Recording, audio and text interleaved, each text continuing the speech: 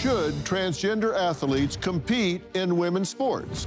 Going through male puberty puts you at a biological advantage. Trans women are women, so let's just be clear.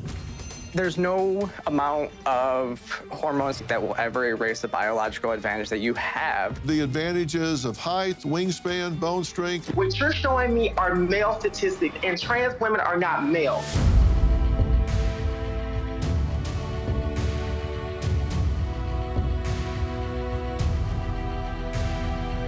Welcome to the Dr. Phil podcast, and boy, do we have an interesting and controversial program for you tonight. We are talking about whether or not transgender athletes should be able to participate in sports. And we're talking about all sports, but we're particularly focusing on elite sports, particularly NCAA and college sports. My guests tonight include values, beliefs, ideals, objectives all over the charts. Linnea is a former cross-country, track and field college star. She is fighting to save women's sports after being forced to face a trans athlete in women's NCAA Division I conference. At 21, her team lost in a championship conference race against a trans athlete. And this may have been the first ever, actually. She really has continued the fight even after her college career. Blossom is here, a transgender activist that believes it's a trans person's right to compete in sports that align with their new identity.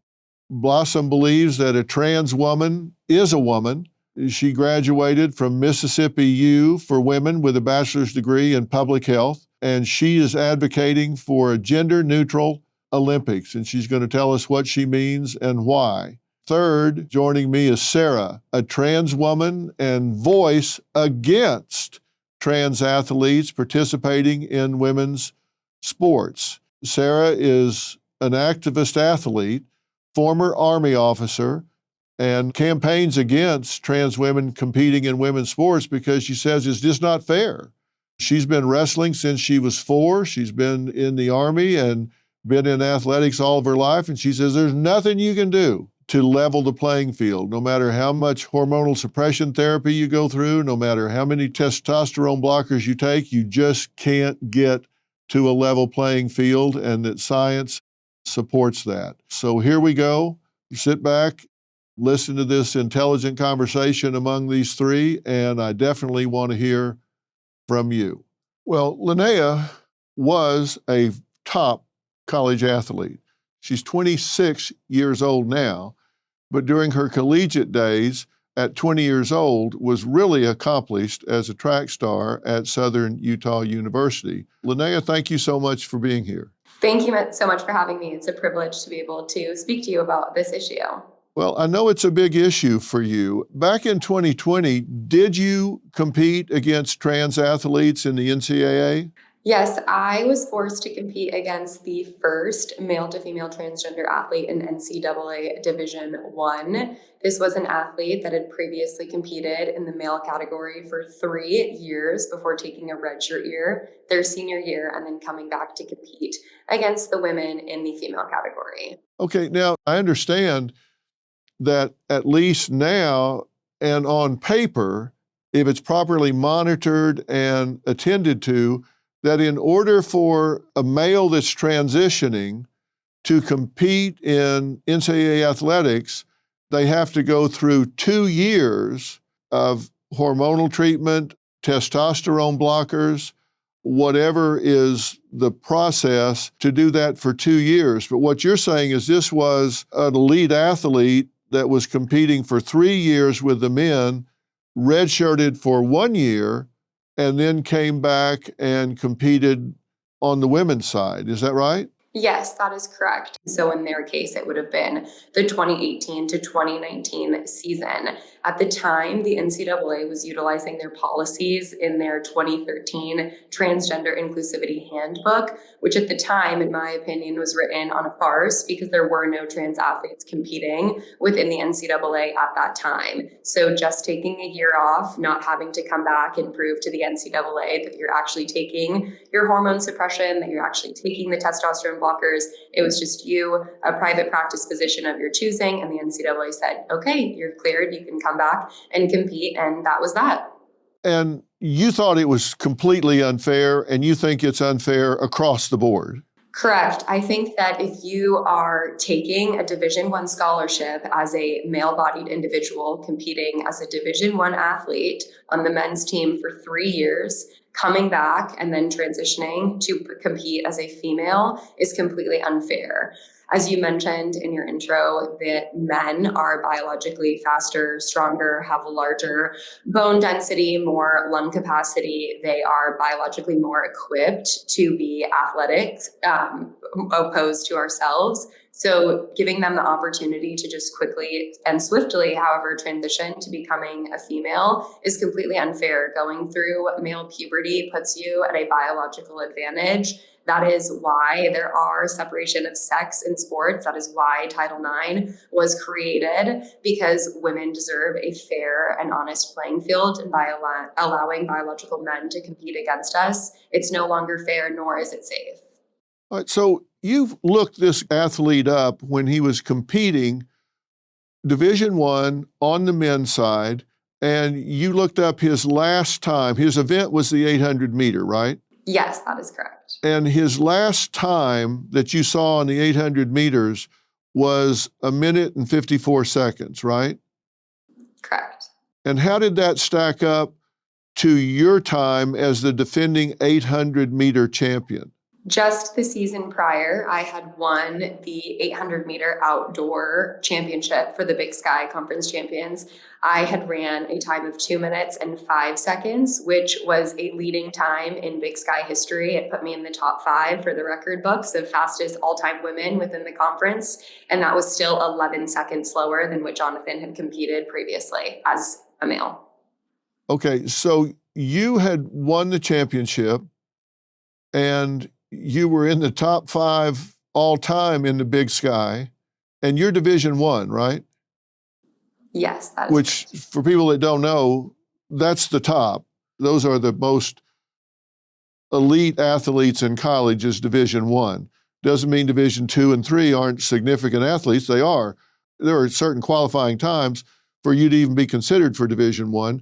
And you were not only Division I, but you had the championship time for that year for Big Sky and one of the top 5 of all time. And his last time competing was 11 seconds better than your time. Yes. So just looking at what you just explained, seeing how there's individuals saying that it isn't unfair to allow biological men to compete in women's sports, you can see that this male-bodied individual that had taken a Division I scholarship, that had competed on the men's team for 3 years, just transitioning over, only a year worth of hormone suppression is not going to equate to the equal levels of that as a female athlete. We are at the top tier level of our sport. As you mentioned, Division I athletics is what every high school athlete strives to become a part of when they're looking at going further into the NCAA. I was fortunate enough to find a university that was going to support me in my endeavors and found the talent within me to allow me to represent their university, and to know that I was never going to step out onto an equal playing field ever again, regardless of the institution or the conference that I was a part of, because track and field is a nationwide sport. Every time that I step out onto that track, every time that I compete, every time that I put up a standing, that ranked me against every single Division I track and field athlete in that event across the country. So by them allowing a male-bodied individual to come in, it's not only affecting that one team, that one conference, but it's affecting the entirety of NCAA track and field female athletes across the country. Okay, but now when he came to compete with you after taking a year off, his time was better than your winning time by 11 seconds. But then he spent a year taking hormones and testosterone blockers that are designed to downgrade his capabilities. So to compare him before he started any of that with where you were is not a one-to-one comparison, because he spent a year supposedly downgrading his capabilities. Was he downgraded when you did compete against him? So coming into the indoor season, it is a little bit different than the outdoor season. It's more difficult to run on indoor tracks. You don't run typically as fast as you do in outdoors. This athlete decided to run in the mile as opposed to the 800 in the indoor Big Sky Conference Championship. So I only had to face them in the distance medley relay, which is where they took their team from almost last place to second place. They would have easily made it all the way to first place if there wasn't such a large gap from when they received the baton. However, this athlete had also run in the mile earlier, completely dominated, beat the second place girl by almost 5 seconds, leaving the rest of the field in the dust. So it was very clear that they were not affected negatively by taking a year off of hormone suppression therapy. All right, well, we'll talk about that some more. But first, Linnea's experience is just one of many stories among women athletes. Peyton was a high school volleyball player who suffered a concussion and neck injury after being hit by a ball spiked by an opposing trans athlete. You see these things happen, and people get upset because they don't seem to be on a level playing field. We'll talk about that after the break. Neither I or my team or my administration agreed that we should be playing against a man. But at the time, again, this was 2 years ago, and we had no idea what to do. The game's almost over, and he goes up to spike the ball, and it comes right at me in the face, completely knocking me out, unconscious for about 30 seconds, while my body was in a fencing position on the floor, which is just how your body reacts to a brain injury. After I got hit, the whole gym went completely silent. The IRS is the largest collection agency, with April 15th fast approaching. It's more aggressive than ever. If you owe back taxes or have unfiled returns, waiting's not an option. The smart move is to get ahead of this. Listen, never contact the IRS alone. Let the experts at Tax Network USA handle it for you. Tax Network USA has a preferred direct line to the IRS. Now, whether you owe $10,000 or $10 million, Tax Network USA's attorneys and negotiators have already resolved over $1 billion in tax debt. Talk with one of their strategists today. It's free. Call 1-800-958-1000 or visit tnusa.com/Dr. Phil. That's tnusa.com/Dr. Phil. April 15th is just around the corner. Act now. Life is full of surprises, and emergencies often strike when we least expect them. But preparation is key, and that's where Jace Case comes in. With Jace Case, you'll have essential emergency prescription medications right at your fingertips, ready when you need them most. Whether it's an unexpected illness or a travel mishap, having the right meds on hand can turn a potential crisis into just a minor inconvenience. Don't let the unexpected catch you off guard. Jace Case gives you peace of mind so you can tackle life surprises with confidence. Be ready. Take charge today.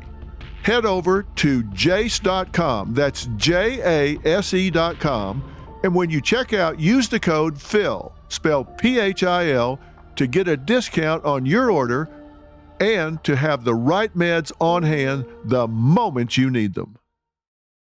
Well, tonight we're tackling a heated debate. Should transgender athletes be allowed to compete in women's sports? Now, Linnea was one of the first athletes to raise a red flag after her college track team competed against a trans runner and lost during a championship meet. Linnea, let me ask you, you saw this coming, right? You weren't just ambushed by this. You knew this trans athlete was coming over and competing on the women's side in the Big Sky Conference, correct?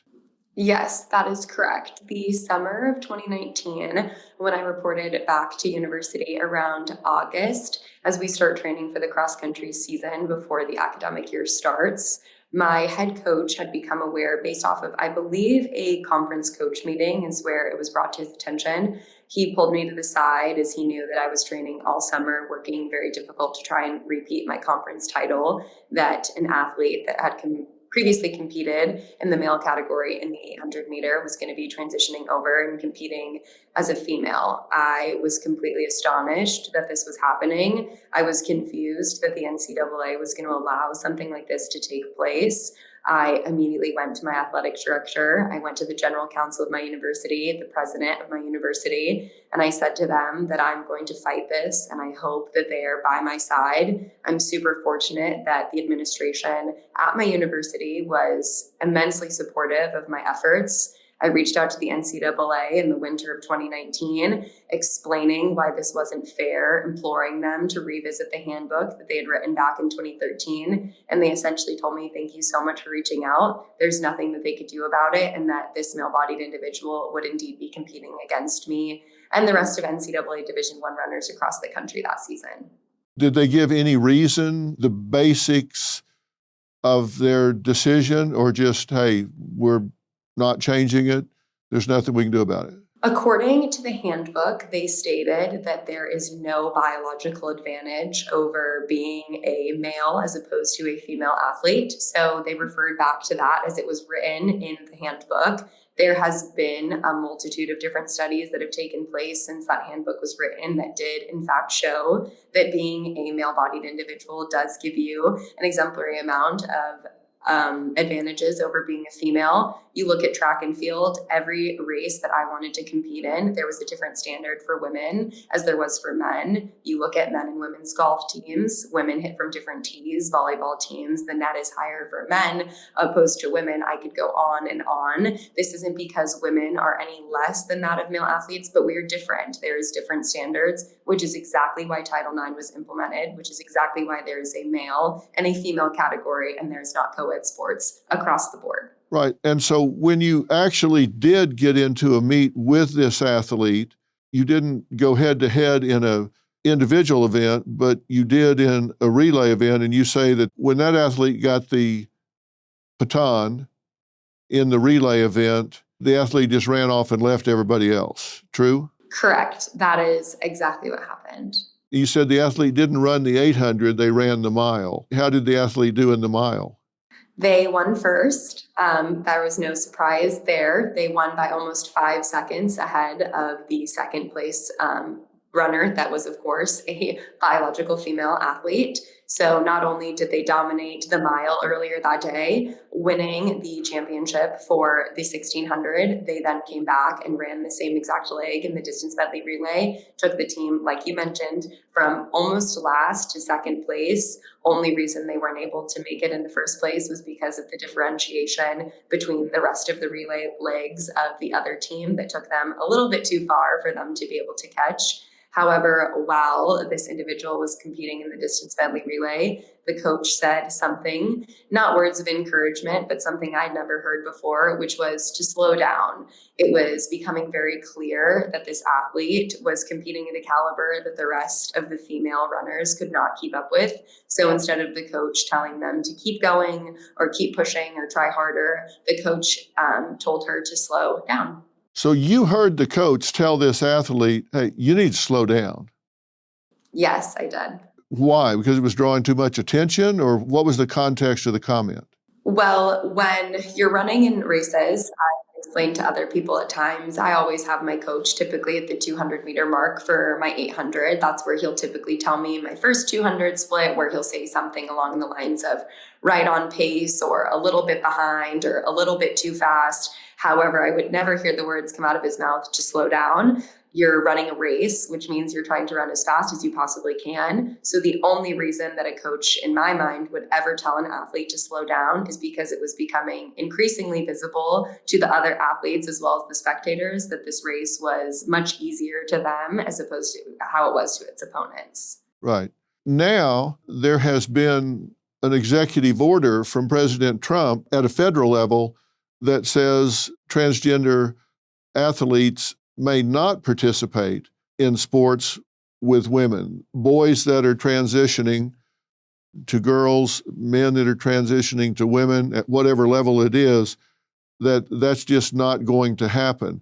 I assume you actively support that. Yes, I was fortunate enough to be at the executive order signing with the president at the White House, along with a multitude of other athletes that have been standing at the forefront of this fight with me. It was an amazing victory for women and girls all across the country. I'm so lucky to have a president that's standing with us at the forefront of this issue. I'm sure that you saw that after that executive order signing, that the president, Charlie Baker of the NCAA, decided to come out with new policies around transgender athletes competing. However, it was not what we intended it to be. He is still allowing, from what I understand, male to female transgender athletes to practice and participate with female teams. However, they're no longer able to compete, which completely disregards the safety aspect of the fight. You should not be forced to change next to a fully intact male individual that is frankly an adult. Typically, when individuals go to college, they're 18 years old, and forcing a multitude of women to change, to practice, to put themselves in unsafe environments over and over again is the exact opposite of what we were shooting for. You showed that video of Peyton McNabb, who's become a wonderful friend of mine in this fight.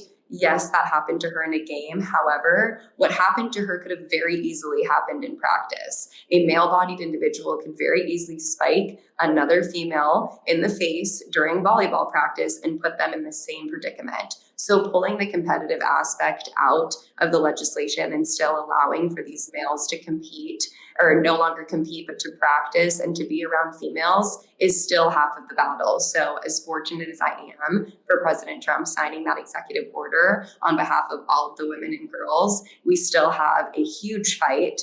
Just recently, the Save Women's Sports Act in the Senate was reintroduced by Senator Tuberville, and we saw every single Democratic senator vote against the protection of women and girls in sports. So although we have a White House that is championing us, we have a multitude of battles left to fight in this. Well, I'm glad to hear that you're staying your course, and we're going to take a break. And coming up, I'm going to add to the conversation an activist who says inclusion is key. And Olympics should allow trans athletes, and we're going to give her an opportunity to tell us why. We'll be right back. Let's cut to the chase. Your savings could be in serious trouble. When Elon Musk is out here warning us to brace for temporary hardship, you might want to listen. I trust Preserve Gold to safeguard my accounts, and I urge you to do the same. They're the only precious metals company I recommend. Are you going to sit back and hope for the best or take control of your financial future? Text Dr. Phil to 50505 to get your free precious metals guide from Preserve Gold. With gold prices recently breaking records and analysts predicting this trend to continue through 2025, you cannot afford to wait. As a bonus, you can get up to $15,000 with a qualified purchase from Preserve Gold. So don't wait. Text Dr. Phil to 50505. That's DRPHIL to 50505 today. Well, Blossom is joining us now and has been transitioning for 15 years and says trans women are women and should be included in female sports. Blossom is 38 and is a prominent trans activist and sees things very differently. Blossom, thanks for joining us. Thank you for having me, Dr. Phil. So you've been listening to what we've been talking about so far. You think that trans athletes should have an opportunity to practice, to play, to compete in the women's division of sports at all levels, correct? Correct. What do you say about the arguments like Linnea has been sharing that this is not a level playing field and that it's unfair to biological females because they just simply don't have the physiology that men have when they get into most sports? Yeah, absolutely. Like you said, trans women are women. So let's just be clear. And we also have to remember there are some trans women athletes that have been beaten by cis women athletes. Leah Thomas is a prime example. And I also want us to remember the NCAA has regulations and rules that trans women have to meet when it comes to their hormone levels. They have to be within a certain range in order for them to compete with other with other women. And so with that being said, I just think it's really propaganda. The NCAA has over 510,000 athletes. And within those athletes, there are less than 10 trans athletes, which is only 0.002% of the population out of a population of trans people, which is only 1%. So actually, by the fact that Leah Thomas had been beaten by cis women, it actually debunks that trans women have a competitive edge over cis women. And when we talk about bone density levels, everybody's body chemistry is made differently. There are some cis women that have naturally higher testosterone levels than trans women because of something that we call genetics. When we talk about biology, genetics is biology, and we have to remember that. Some cis women experience transphobia. Iman Khalid is a prime example. Is a prime example. The Algerian boxer who people thought was trans because she looked masculine, something that she can't control. And I think it's very dangerous when we put all women in a position to be tested to prove that they're not trans. And that executive order that Donald Trump signed is nothing more than waste and fraud, in my opinion. You're only signing for 0.002% of the population. You are subjecting all women, whether they're cis or trans, to rigorous tests to prove that they are not trans in order for them to play. And I think that was kind of left out of the conversation when we were thinking about this. And I think we have to bring it to the forefront. It's very, very important. All women can experience transphobia. All women can be affected by transphobia. Well, listen, I let you say everything you just said without interrupting you 1 second. And you speak very well and you're very articulate in the things that you say, but it just simply is not supported by science. And I don't know that I disagree with you about the number of trans athletes because I'm not sure what you're referring to in terms of the different levels and all the different sports, but there has been a tremendous amount of research done. I don't think it's so much the number of trans athletes because there can be one athlete that can come into a conference like the Big Sky Conference, for example. And when they come into the Big Sky Conference, that one athlete can really erase a lot of really hard work and devotion and sacrifice that dozens, hundreds of women have spent years working on to achieve athletic heights. So it can take one that can really impact a number. And when you look at the science, and listen, it's not a matter of opinion. If you look at the science, the male advantage over females, there are functional differences between biological men and biological women. Men have 57% better grip strength. They have 54% better quad strength. They have 89% more bicep strength. They have 90% more upper body strength. They have 33% higher vertical jumps. They have 162% more punching power. If you get into specific sports activities in terms of running and swimming events, in running, they tend to be 12% faster overall. When you translate this into races, if you have a 12% difference between overall trans athletes, here are some examples to demonstrate the male sports performance advantage over a woman.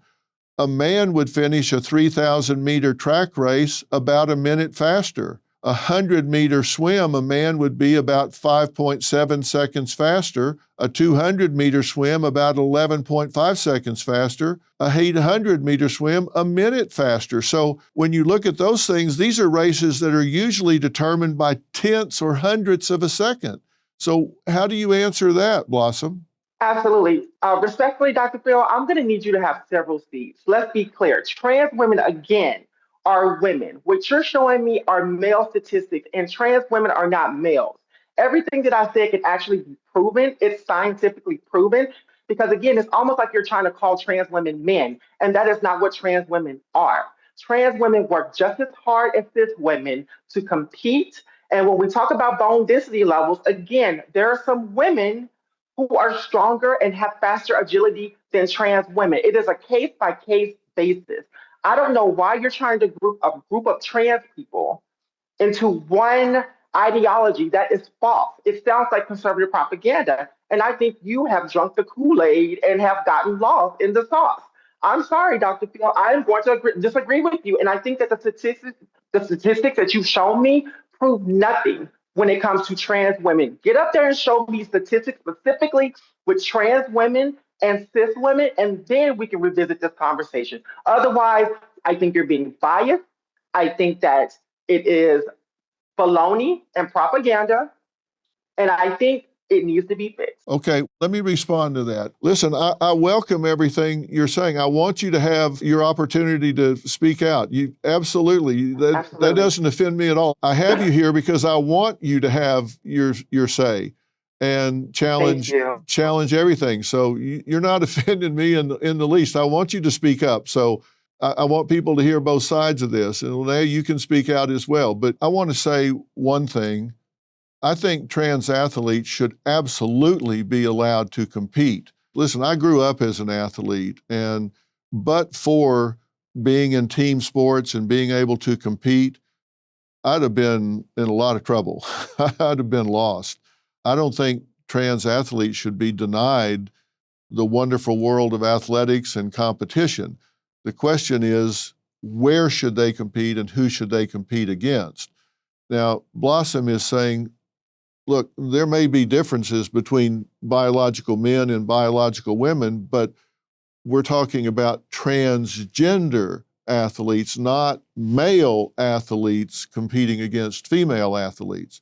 Blossom, you'd give me that biological male athletes versus biological female athletes, of course, that's not fair.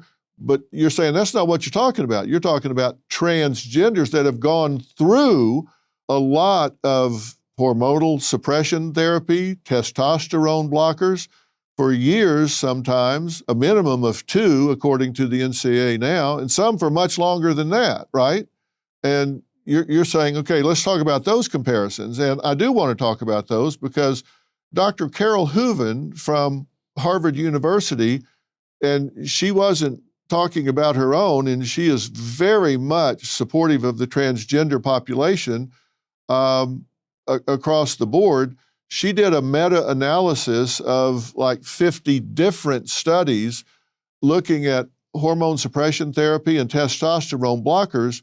And the conclusion of looking at over 50 studies was that after testosterone blockers, there's only about a 5 to 10% drop in muscle mass, and that there's no evidence whatsoever that these advantages reduce to the extent that it would match a female-bodied person. And the reason is that trans women who block testosterone do not remove initial male advantages. It doesn't change wingspan. It doesn't change post-pubescent male's anatomy. And there are only slight changes. At the most, you start with a difference of about 40% across the board in upper body, 45% in lean muscle mass, 33% in lower body muscle mass, 83% in tendon resistance, 30% in cardiac output. The most you're going to get is a 10% reduction, and that doesn't even almost get to a level playing field. So even with hormone therapy and testosterone blockers, particularly post-pubescent, it doesn't level the playing field at all. So what you're saying is not supported by the science. The advantages of height, wingspan, bone strength, larger heart, and greater lung volume, the only thing that seems to equate is hemoglobin. Other than that, it just simply doesn't equate. I disagree, Dr. Phil, because again, I'm questioning for the trans people that they studied when there's only less than 10 trans athletes in the NCAA. Like, that is what I really want to know. It sounds like there's a lot of bias in this research, and I would actually like to study up on it myself and really figure out what's going on here. I think it's very dangerous to try to weaponize these statistics against trans women who are trying to play in sports, mainly because of safety concerns. And I think we got to be really clear. There is a lot more research that still needs to be done. But I think you should study Dr. Hooven's, because she looked Yeah. at 50 different studies with large numbers and with elite athletes. But then you look at cis women along with those trans women. See, Oh, there's a lot yes. of bias here. There's a lot of missing parts here that is not clear.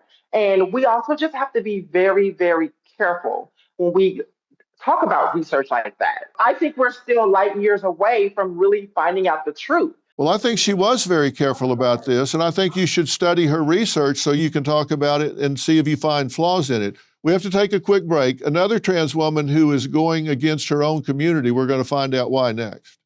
Sarah is a transgender activist that's challenging the very community that she's part of. She believes biological advantages create an uneven playing field in women's sports and says she's proof of that. Sarah is now 37 and self-described post-trans activist and athlete. Sarah, you've been listening to everything. What did you want to add?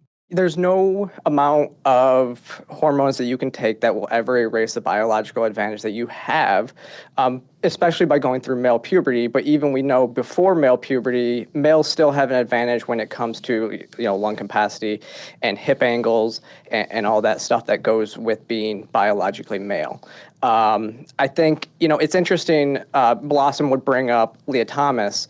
Leah Thomas is a prime example of why you can never erase this advantage. See, Leah Thomas, so in elite swimming, there is a 11% difference between male and female athletes in the elite areas.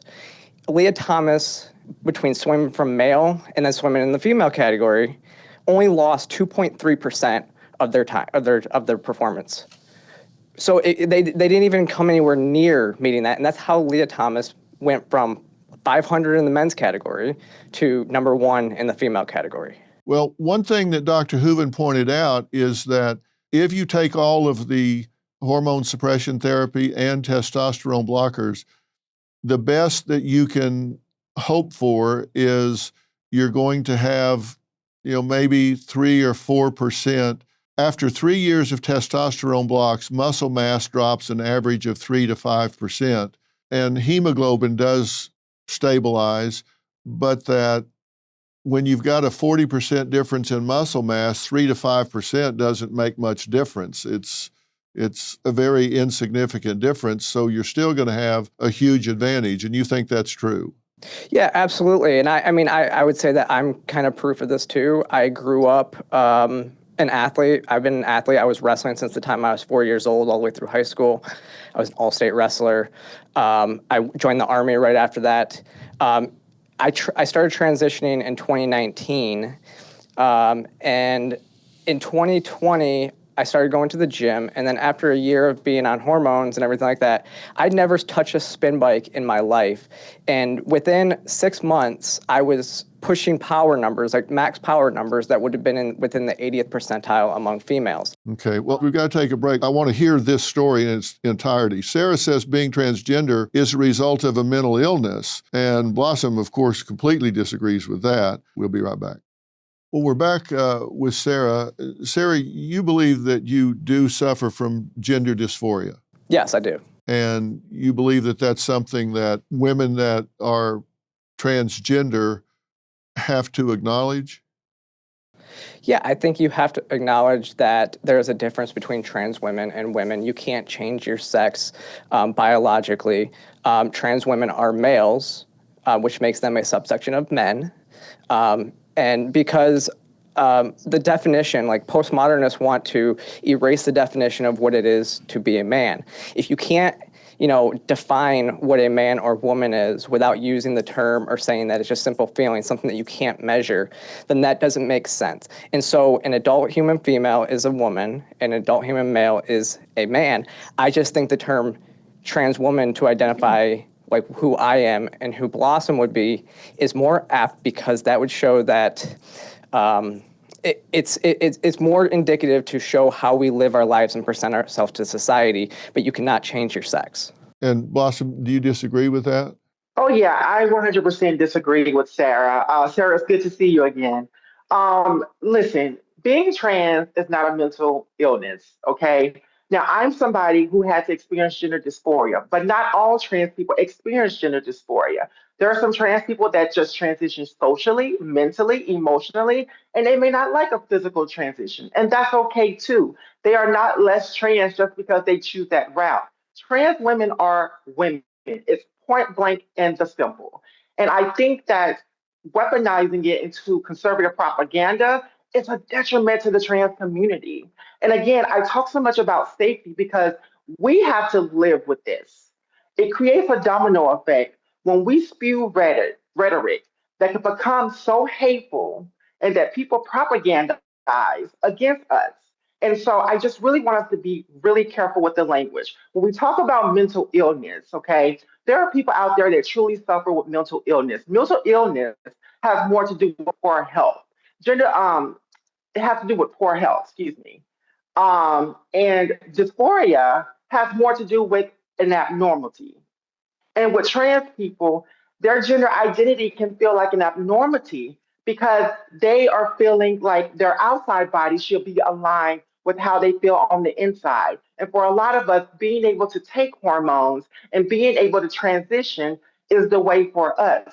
And again, when we talk about bone density levels, there is no actual way that you can measure somebody's bone density level and just call it research.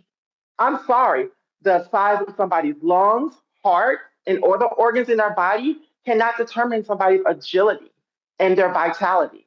And so I stand 10 toes down on that. And I just think that we got to be really careful when we talk about mental illness and trans people. Trans people are not an ideology. We are real. We are here, and we're not going anywhere, even under a Trump administration. Well, Linnea, you feel strongly about this because you've been in the situation of having to compete in what you believe are unfair circumstances. So it's not a political issue for you, it's a real life issue for you, Linnea, correct? Yeah, that's correct. And I agree with you. I completely value Blossom's opinion on the matters. I hope she values mine as well. She talked a little bit about experiencing the dangers of women having to prove that they're real women or biological women. I think that we all have a genetic makeup. It's our chronological makeup. Men's are different than that of women's. And so when we talk about having to prove hormone levels, I understand that obviously women and men have different estrogen and testosterone levels, but we share different amounts of both. When we look at the genetic makeup of men and women, I think that's the safest way to continue the divisiveness of sex in categories, having male and female.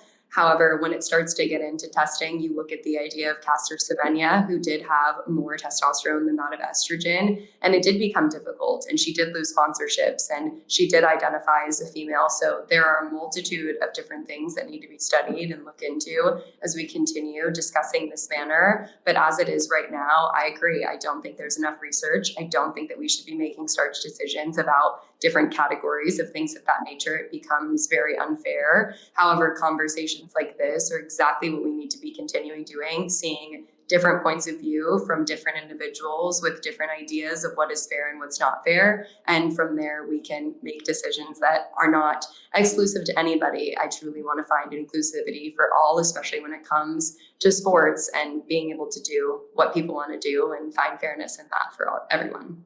And Sarah, you believe that sports have played a really important role in your life, right?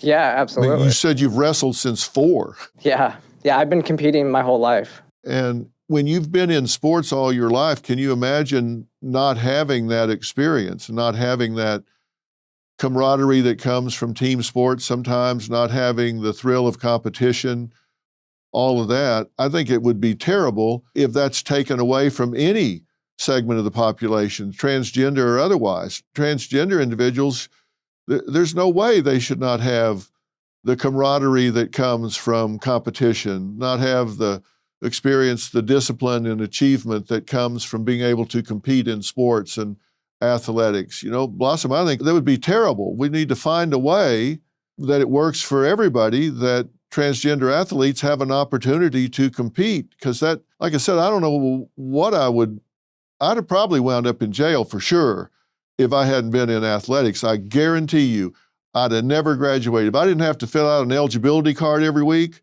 and get it signed by my teachers for citizenship and academics to stay eligible to play in the games on the weekend, I would have never gotten through. But because I did, I had to behave myself in order to get through. And then the friends that you make, the experiences that you have, the lessons you learn, that shouldn't be taken away from any segment of the population, including the transgender population. No way do I want that to be taken away from you or anyone. That just should not happen. We got to find a way to make that work. I get that. I don't want that to be taken away. Living transgender in a world where you are a distinct minority is tough enough without taking that away. Yeah, Dr. Phil, I just want to also say that nobody's trying to tell trans athletes that they can't compete. They want to, they want it to be fair, and trans athletes can compete in their biological sex, given that they're not female and taking testosterone. But I do believe that, yes, that if they are on testosterone, there should be an open category for trans athletes to be able to compete in. Unfortunately, what we've even seen with like the Boston Marathon and stuff like that is the trans athletes end up still competing with women because the open category ends up becoming all the mediocre men. Yeah, but there's got to be effort put into it. I mean, you've got to support it in some way, so there is some opportunities that are opened up. The number of trans people that are in sports, it's so small. So there can't be anything created specifically just for trans people. Trans people will have to go along with the crowd. And in this case, trans women would have to go along with cis women. I think it's kind of weird how trans men do not experience the same type of trauma that trans women athletes do. And I find it very interesting how trans men athletes can almost get a pass in sports versus trans women athletes. And I think that's something that we have to kind of wake up within ourselves as well too. I think because of the political climate that we live in, trans women are faced with so much hatred for no reason. We're only 1% of the population. But because you have someone like Donald Trump in power who is using trans people to scapegoat his own issues, it's falling back on us. And it's becoming dangerous as just a trans person living in this world. And I think what needs to happen is we have to continue to allow trans women to play in sports. We have to continue to look at all of the science and the statistics. Because again, there's only less than 10 trans athletes in the NCAA. So having to make an executive order just based on that is wild to me. Leah Thomas, again, was beaten by cis women, which means that there are cis women that have a competitive edge in Leah Thomas, and it debunks that trans women have a competitive edge over cis women. And I'll leave it at that. I think the thing that is missing when she says that trans men don't face the same situation is they don't have the advantage that trans women do. So they're not a threat. They don't come in and are not going to dominate a sport or a category. I play tennis 300 days a year and I follow it closely. And, they have, even in boys and girls, they have 10-year-old, 12-year-old, 14-year-olds. Then they have super, those that qualify with a certain number of points. In martial arts, they have different levels, blue belt, brown belt, black belt.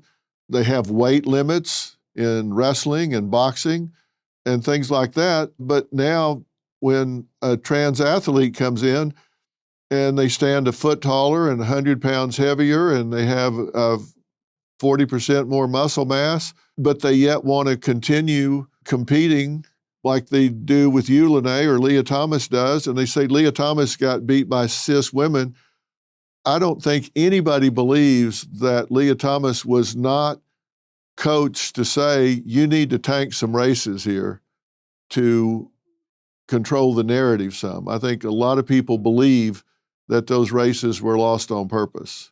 In that same breath as well, when Blossom was just talking about trans men not facing the same amount of backlash as women, there is an individual that competed at the same time as Leah Thomas at Yale. They were a biological female at birth. They decided to transition to become a male their senior year. I also believe went through a double double mastectomy, made the decision to take their roster photos in a Speedo, showing off their scars, embracing the fact that they went through with their transition. However, this female intact individual, this trans male, if you will, continued to compete and practice in the female category. And that is because they were not able, under the NCAA, to take testosterone, as that would be a performance enhancing drug, as taking testosterone wouldn't necessarily make you equal to that of the men, but it would take you out of the female category. So even though this individual, this athlete, identified as a male, removed their breast to feel more identified with the sex that they wanted to be, they still competed and practiced in the female category because they knew that the biological advantage going from the female to the male category was too advanced for them to participate in. So I wish that Blossom was still on the call to discuss that with her, but I agree with you when you state that the reason that trans men don't receive as much backlash is because they lack that biological advantage, which is why they tend to compete in the category that they were given at birth, as opposed to the one that they feel more comfortable identifying with. Sarah, when you say you view this as gender dysphoria and a mental illness, do you feel like you suffer from that as you sit here today? Is this something you've resolved? Where do you come down on that aspect of this? Yeah, I think gender dysphoria in and of itself is not curable.